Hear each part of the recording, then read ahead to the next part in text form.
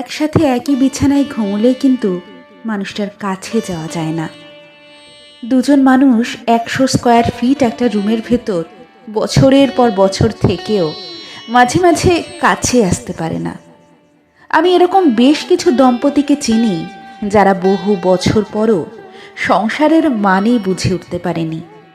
সংসার করতে করতে একসময় মানুষ ধরে নেয় একই বালিশে ঘুমোনো, একই টেবিলে খাওয়া, একই রুমে ঘোরাঘুরি করা আর মাঝে মাঝে সঙ্গমে অংশগ্রহণ করাটাই হয়তো সংসার। ব্যাপারটা কি আসলে তাই? তাহলে কিছু সংসার কখনো কখনো টেকে না কেন? তারাও তো একই বিছানায় ঘুমোয়, একই টেবিলে খাবার খায়, একজন অন্যজনকে সঙ্গমে কোঅপারেট করে, তবুও সংসারগুলো ভাঙে কেন?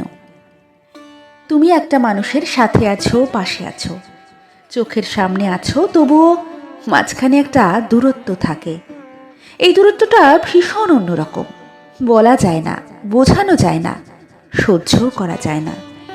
কারো বুকের উপর শুয়ে থেকেও মাঝে মাঝে নিজেকে খুব একা লাগে।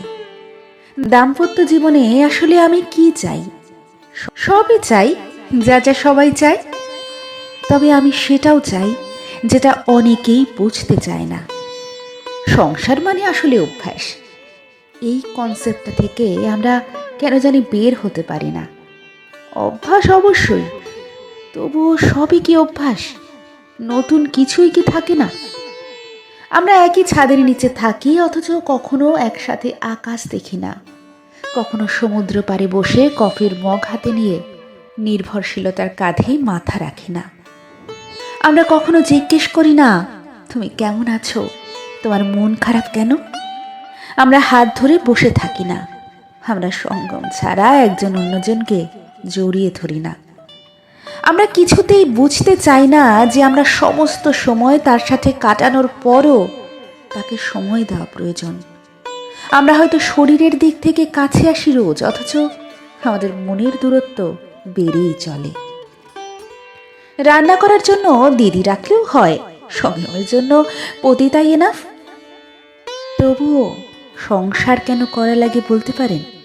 সংসারের ডেফিনেশনটা শুধু নিঃশ্বাসের আর্দ্রতা অনুভব করার মাঝেই সীমাবদ্ধ না, এর বাইরেও কিছু থাকে।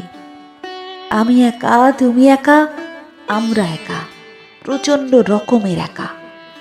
অথচ দিন শেষে আমার একটা আশ্রয় প্রয়োজন হয়, একজন ব্যক্তিগত মানুষ প্রয়োজন হয়, একটা নির্ভরশীলতার জায়গা প্রয়োজন হয়, সমঝোতা প্রয়োজন হয়, কারো কণ্ঠস্বরে আমার জন্য গভীর ভালোবাসার প্রয়োজন হয়, একটা পবিত্র স্পর্শ প্রয়োজন হয়।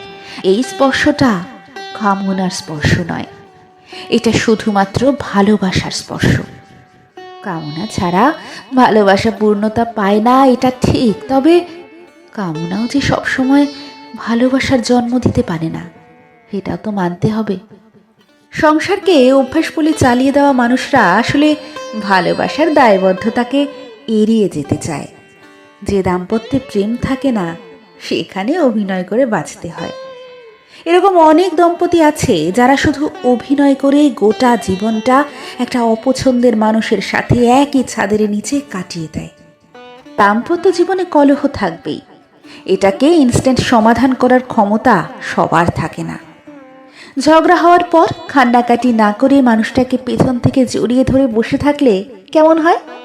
মানুষ কি আসলে এতটাই নিষ্ঠুর যে ভালোবাসাকে অবহেলা করতে পারে?